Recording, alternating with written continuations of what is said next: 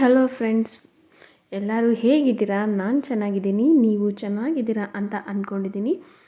ಬನ್ನಿ ಇವತ್ತಿನ ವ್ಲಾಗನ್ನು ಸ್ಟಾರ್ಟ್ ಮಾಡಿಬಿಡೋಣ. ಇವತ್ತಿನ ವ್ಲಾಗಲ್ಲಿ ನೋಡ್ತಾ ಇರ್ಬೋದು, ಇಲ್ಲಿ ನಾನು ಮೀಶೋಯಿಂದ ಬಾಕ್ಸಸ್ನ ಆರ್ಡ್ರ್ ಮಾಡಿದ್ದೆ ಅಂತ ಹೇಳಿದ್ದೆ ಅಲ್ವಾ. ಸೊ ಅದೆರಡು ಥರ ಬಾಕ್ಸಸ್ಸು ಬಂದಿತ್ತು. ಸೊ ಇವತ್ತು ಅದನ್ನು ಫ್ರಿಜ್ಜಲ್ಲಿ ಆರ್ಗನೈಸ್ ಮಾಡೋಣ ಅಂದ್ಬಿಟ್ಟು ಹಾಗೆ ನಿಮ್ಮ ಜೊತೆ ವಿಡಿಯೋ ಕೂಡ ಶೇರ್ ಮಾಡ್ಕೊಳ್ಳೋಣ ಅಂತ ಮಾಡ್ತಾಯಿದ್ದೀನಿ. ಇದು ಬಂದು 2.5 kg ಹಿಡಿಸುತ್ತೆ ಅಂತ ಅಂದ್ಬಿಟ್ಟು ಕೊಟ್ಟಿದ್ದರು. ಬಟ್ ಇದು 2.5 kg ಹಿಡಿಸಲ್ಲ, 2 kg ಅಂತೂ ಕರೆಕ್ಟಾಗಿ ಹಿಡಿಸುತ್ತೆ. ಈ ಬಾಕ್ಸಸ್ಸು 4 ತೊಗೊಂಡೆ. 4 ಬಾಕ್ಸು ಬಂದು 400 rupees ಬಿತ್ತು. ಹಾಗೆ ಇನ್ನೊಂದು ಸೈಜ್ ತೊಗೊಂಡಿದ್ದೆ, ಅದು 1.5 kg ಹಿಡಿಸುತ್ತೆ ಅಂತ. ಬಟ್ ಅದು 1 kg ಹಿಡಿಸ್ತಾ ಇದೆ. ಬಟ್ ಬಾಕ್ಸಸ್ ಕ್ವಾಲಿಟಿ ತುಂಬ ಚೆನ್ನಾಗಿದೆ ಆ್ಯಂಡ್ ಪ್ಯಾಕಿಂಗ್ ಕೂಡ ಚೆನ್ನಾಗಿ ಮಾಡಿ ಕಳಿಸಿದರು. ಇದು ಬಂದು ಟಪ್ಪರ್ವೇರ್ ಬಾಕ್ಸಸ್ಸು.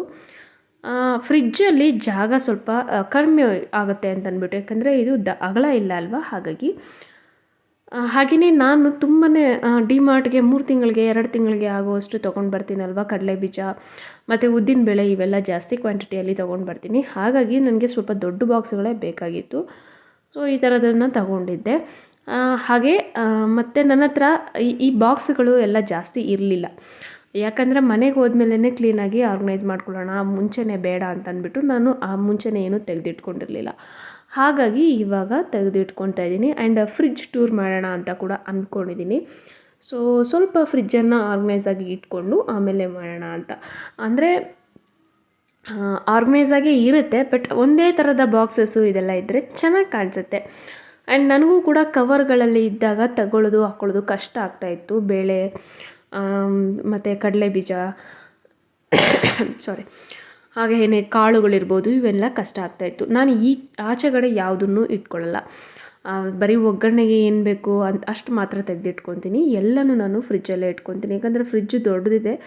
ಅದು ಅಲ್ಲದೆ ನಾನು ಫ್ರಿಜ್ಜನ್ನು ಕಿಚನ್ನಲ್ಲೇ ಇದೆ ಅಲ್ವಾ, ಸೊ ಅಲ್ಲೇ ಹ್ಯಾಂಡಿಯಾಗಿರುತ್ತೆ, ಕ್ಲೀನಾಗಿ ಸಿಗುತ್ತೆ ಅಂದ್ಬಿಟ್ಟು ಅದರಲ್ಲೇ ಇಟ್ಕೊಂಡಿರ್ತೀನಿ. ಆ್ಯಂಡ್ ಹುಳ ಕೂಡ ಆರದೇ ಇರುತ್ತೆ.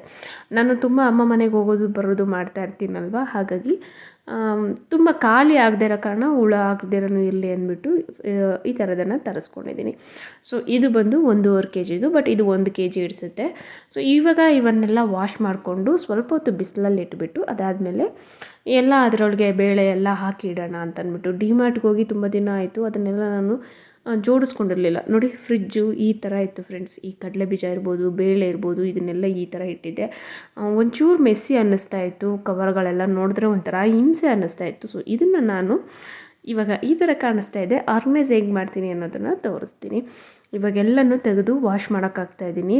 ಅದು ಒಂದರಲ್ಲಿ ಒಂದು ಹಾಕಿ ಕೊಟ್ಟಿದ್ರಲ್ಲ, ತೆಗೆಯೋದು ತುಂಬಾ ಕಷ್ಟ ಆಗ್ತಾಯಿತ್ತು, ಅಷ್ಟು ಟೈಟಾಗಿತ್ತು. ಏನೋ ಒಂದು ಹೊಸ್ದಾಗಿ ಮಾಡ್ತೀನಿ ಅಂದಾಗ ನಮಗೆ ಎಲ್ಲಿಲ್ದಿರೋ ಎನರ್ಜಿನೂ ಬರುತ್ತೆ ಅಲ್ವಾ. ಇಲ್ಲ, ಮಾಡಲೇಬೇಕು, ಹೇಗೆ ಕಾಣಿಸುತ್ತೆ ಅಂತ ನೋಡಲೇಬೇಕು ಅನ್ನೋದು. ಸೊ ಈ ಕ್ಯೂರಿಯಾಸಿಟಿಯಲ್ಲಿ ಕಷ್ಟ ಬಿದ್ದು ತೆಗಿತಾ ಇದ್ದೀನಿ ಅಲ್ಲಿ ನಾನು. ಹಾಗೆ ಎಲ್ಲರೂ ನವರಾತ್ರಿನ ಹೇಗೆ ಸೆಲೆಬ್ರೇಟ್ ಮಾಡ್ತಾ ಇದ್ದೀರಾ ಅನ್ನೋದನ್ನು ಕಮೆಂಟ್ ಮಾಡಿ ತಿಳಿಸಿ. ನಾನು ಈ ಸತಿ ತುಂಬ ಪ್ಲ್ಯಾನಿಂಗ್ ಮಾಡಿಕೊಂಡಿದ್ದೆ, 9 ದಿನವೂ ಈ ಥರನೇ ಮಾಡಬೇಕು, ಇಂಥದ್ದೇ ಕಲರ್ ಹಾಕ್ಕೊಳ್ಬೇಕು ಅಂತೆಲ್ಲ.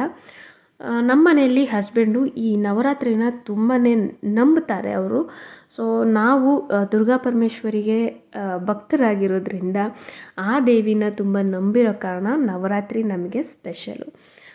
ಸೊ ಇಲ್ಲಿ ನಿಹಾನು ವಿಡಿಯೋ ಮಾಡು ಬಾಕ್ಸ್ಗಳನ್ನೆಲ್ಲ ನಾನು ಬಿಸಿಲಿಗಿಡ್ತಾ ಇದ್ದೆ. ವಿಡಿಯೋ ಮಾಡು ಚಿನ್ನಿ ಅಂದರೆ ಫಸ್ಟು ಅವನು ಸೆಲ್ಫಿ ಆನ್ ಮಾಡಿಕೊಂಡು ಅಲ್ಲಿ ಮುಂದೆಗಡೆಯಿಂದ ವಿಡಿಯೋ ಮಾಡ್ಕೊತಿದ್ದಾನೆ, ಫ್ರಂಟ್ ಕ್ಯಾಮ್ರಾಯಿಂದ. ಅವನೇನೋ ಮಾಡ್ಕೊಂಡಿದ್ನಲ್ವ ಅಂದ್ಬಿಟ್ಟು ಅದನ್ನು ಜಾಯಿನ್ ಮಾಡಿದೆ, ಯಾಕಂದರೆ ಅವ್ನು ನೋಡ್ತಾನಲ್ವ ವಿಡಿಯೋ. ಸೊ ಅದನ್ನೆಲ್ಲ ಇದ್ದಾಗ ಅವನಿಗೆ ಖುಷಿ ಆಗುತ್ತೆ ಅಂದ್ಬಿಟ್ಟು ನೋಡಿ ಯಾವ ಥರ ಮಾಡ್ತಾಯಿದ್ದಾನೆ ಅಂತ. ಹಾಗೆ ಆ ನವರಾತ್ರಿಯಲ್ಲಿ ನಾನು ಹೇಳ್ದಂಗೆ ನಮ್ಮ ಮನೆಯಲ್ಲಿ ಹಸ್ಬೆಂಡು ತುಂಬ ಚೆನ್ನಾಗಿ ಮಾಡ್ತಾರೆ. ಅವರು ಉಪವಾಸ ಎಲ್ಲ ಇರ್ತಾರೆ. 9 ದಿನವೂ ದಿನಕ್ಕೆ ರಾತ್ರಿ ಹೊತ್ತು ಮಾತ್ರ ಊಟ ಮಾಡಿಕೊಂಡು 2 ಟೈಮು ಊಟ ಮಾಡ್ದಿರ 9 ದಿನ ಇರ್ತಾರೆ ಅವರು, ಆ ಥರನೇ. ಸೊ ನಾನು ಉಪವಾಸ 1 ವರ್ಷ ಮಾಡಿದ್ದೆ ಅಷ್ಟೇ. ನಾನು ಅಂದ್ಕೊಂಡಿದ್ದು 1 ವರ್ಷ ಮಾಡ್ತೀನಿ ಅಂತ. ನಾನು 1 ವರ್ಷ ಮಾಡಿದೆ ಅಷ್ಟೇ. ಮಕ್ಕಳನ್ನು ನೋಡಿಕೊಂಡು ಮನೆ ಮೇಂಟೈನ್ ಮಾಡಿಕೊಂಡು ನನಗೆ ಉಪವಾಸ ಇರೋದು ಸ್ವಲ್ಪ ಕಷ್ಟನೇ ಅಂತ ಫ್ರೆಂಡ್ಸ್. ಹಾಗಾಗಿ ನಾನು ಉಪವಾಸ ಇರಲ್ಲ. ಬಟ್ 9 ದಿನವೂ ನಾನು ಪೂಜೆ ಮಾಡಿಕೊಂಡು ಬಾಗಿಲು ಪೂಜೆ ಮಾಡಿ ಎಲ್ಲ ಮಾಡ್ತಾಯಿದ್ದೆ. ಬಟ್ ಈ ಸತಿ ಕೆಲವೊಂದು ಪರ್ಸ್ನಲ್ ಇಶ್ಯೂಸಿಂದ ನನಗೆ ನವರಾತ್ರಿನ ಮೊದಲು 2 ದಿನ ಮಾಡೋಕ್ಕಾಗ್ತಾ ಇಲ್ಲ. ಸೊ ನಾನು ಯಾವಾಗ ಸ್ಟಾರ್ಟ್ ಮಾಡ್ತೀನಿ ಅನ್ನೋದನ್ನು ಕೂಡ ಶೇರ್ ಮಾಡ್ತೀನಿ. ನೀವೆಲ್ಲ ಹೇಗೆ ಮಾಡ್ತಾ ಇದ್ದೀರಾ ಅನ್ನೋದನ್ನು ದಯವಿಟ್ಟು ಕಮೆಂಟ್ ಮಾಡಿ ತಿಳಿಸಿ. ಈ ಸತಿ ನಾನು ಲಾಸ್ಟ್ ಇಯರ್ ಅಲ್ಲ, ಅದಕ್ಕೂ ಮುಂಚೆ ವರ್ಷ ಅಖಂಡ್ಲ ದೀಪ ಇಟ್ಟಿದ್ದೆ ನಾನು 9 ದಿನ. ಅದಾದಮೇಲೆ ನಾವು ಮನೆ ಕಟ್ಟೋ ಇದರಲ್ಲಿ ಇದ್ವಲ್ವ, ಆವಾಗ ನನಗೆ 9 ದಿನ ದೀಪ ಹಚ್ಚೋಕ್ಕೆ ಆಗಲಿಲ್ಲ. ಆ ಮನೆಯಲ್ಲಿ ದೇವ್ರ ಮನೆ ತುಂಬ ಚಿಕ್ಕದಾಗಿತ್ತು. ಆ ಕಾರಣಕ್ಕೆ ನನಗೆ 9 ದಿನವೂ ದೀಪ ಹಚ್ಚಲಿಕ್ಕೆ ಆಗಲಿಲ್ಲ. ಸೊ ಈ ಬಾರಿ ಹಚ್ಚೋಣ ಅಂದ್ಕೊಂಡಿದ್ದೆ. ಇವಾಗ ತಮ್ಮಂದು ಮದುವೆ ಬೇರೆ ಇನ್ನು 1 ತಿಂಗಳು 1.5 ತಿಂಗಳಿದೆ. ಸೊ ಈ ಟೈಮಲ್ಲಿ ನನಗೆ ಅಷ್ಟೊಂದು ಟೈಮ್ ಸಿಕ್ಕುತ್ತೋ ಇಲ್ವೋ, 9 ದಿನ ದೀಪ ಹಚ್ಚಿದ್ಮೇಲೆ ಬಾಗಿಲು ಹಾಕ್ಕೊಂಡು ಎಲ್ಲಿಗೂ ಹೋಗಬಾರ್ದು. ಇನ್ ಕೇಸ್ ಏನಾದರೂ ಶಾಪಿಂಗ್ ಮಾಡೋಕ್ಕೆ ಹೋಗಬೇಕು ಅಂದಾಗ ಕಷ್ಟ ಆಗುತ್ತೆ ಅಂದ್ಬಿಟ್ಟು ಹಚ್ತಾ ಇಲ್ಲ ನಾನು. ಇಲ್ಲಿ ನೋಡ್ತಾ ಇರ್ಬೋದು, ಇವಾಗೆಲ್ಲ ಫ್ರಿಜ್ಜಲ್ಲಿ ಸೆಟ್ ಮಾಡಿ ಇಟ್ಟಿದ್ದೀನಿ. ಮೇಲೆಗಡೆ ಕಡಲೆ ಬೀಜ ಮತ್ತು ಉದ್ದಿನಬೇಳೆ ಹಾಗೆ ಫ್ರೆಂಚ್ ಫ್ರೈಸನ್ನು ಇಟ್ಟಿದ್ದೀನಿ. ಅದಾದಮೇಲೆ ಬೇಳೆಗಳನ್ನು ಇಟ್ಟಿದ್ದೀನಿ. ಅದಾದಮೇಲೆ ಕೆಳಗಡೆ ಬಾಕ್ಸಲ್ಲಿ ಕಾಳು ಇಟ್ಟಿದ್ದೀನಿ.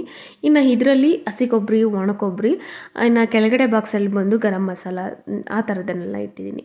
ಇನ್ನು ಹಿಂದೆಗಡೆ ಬಂದರೆ ಸಣ್ಣ ಪುಟ್ಟ ಬೇರೆ ಹೆಸರು ಕಾಳು ಆ ಥರದನ್ನು ಇಟ್ಟಿದ್ದೀನಿ. ಸೊ ಇವಾಗ ಒಂದು ಸ್ವಲ್ಪ ಫ್ರಿಜ್ ಚೆನ್ನಾಗಿ ಕಾಣಿಸ್ತಾ ಇದೆ ಅಂತ ಅನ್ನಿಸ್ತು. ಅದಾದಮೇಲೆ ಸಂಜೆ ಪೂಜೆ ಮಾಡಿದೆ. ಶುಕ್ರವಾರ ಅಲ್ವಾ, ಶುಕ್ರವಾರ ಬೆಳಗಿನ ರೊಟೀನನ್ನು ಕೂಡ ನಿಮ್ಮ ಜೊತೆ ಶೇರ್ ಮಾಡ್ಕೊಂಡಿದ್ದೀನಿ. ಇದು ಸಂಜೆ ಮೇಲೆ ಅಂದರೆ ಒಂದು 3 ಗಂಟೆ 4 ಗಂಟೆಯಿಂದ ಮೇಲೆ. ಸೊ 5:45 ಆ ಟೈಮ್ಗೆ ಪೂಜೆ ಮುಗೀತು. ಇನ್ನು ಮಕ್ಕಳಿಗೆ ಹಾಲು ಕೊಟ್ಟು ನಾನು ಸ್ವಲ್ಪ ಕಾಫಿ ಮಾಡ್ಕೊಂಡು ಕುಡಿಬೇಕು. ಬೆಳಗ್ಗೆಯಿಂದ ಎಲ್ಲೂ ರೆಸ್ಟ್ ಮಾಡ್ದಿರ ಕೆಲಸ ಮಾಡ್ತಾಯಿದ್ದೆ. ಸೊ ಹಾಗಾಗಿ ಸ್ವಲ್ಪ ತಲೆ ನೋವ್ತಾ ಇತ್ತು. ಸೊ ಕಾಫಿ ಕುಡಿಯೋಣ ಅಂತ ಪೂಜೆ ನೋಡ್ಬೋದು ಈ ರೀತಿ ಮಾಡಿದ್ದೀನಿ. ಸಂಜೆ ಪೂಜೆ, ಬೆಳಗ್ಗೆ ನಾನು ಪೂಜೆ ಮಾಡಿದ್ದನ್ನು ನಿಮ್ಮ ಜೊತೆ ಶೇರ್ ಮಾಡ್ಕೊಂಡಿದ್ದೆ ಅಲ್ವಾ.